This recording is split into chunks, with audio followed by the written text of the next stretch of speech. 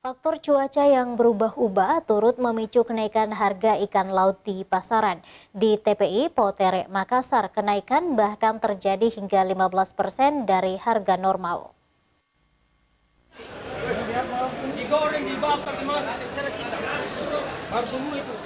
Beberapa pekan terakhir harga ikan laut mengalami kenaikan. Meski banyaknya pasokan ikan di tempat pelelangan ikan di Jalan Sabutung, Kecamatan Ujung Tanah, Kota Makassar, Senin pagi. Kenaikan harga ini dipengaruhi cuaca buruk yang terjadi di bagian wilayah Sulawesi Selatan, mengakibatkan terang bulan serta arus bawah laut yang cukup kuat. Jenis ikan saat ini masih didominasi ikan cakalang, mairo, kakap, dan cepak, dengan memiliki kenaikan harga yang bervariasi.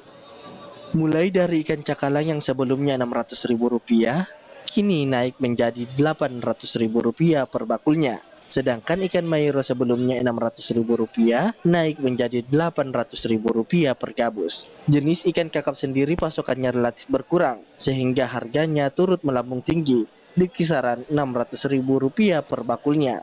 Harga ikan sekarang melonjak, cuma ikan kecil agak turun harganya.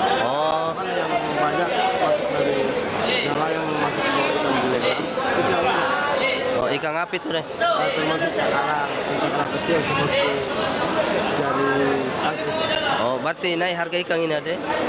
Agak naik karena bulan.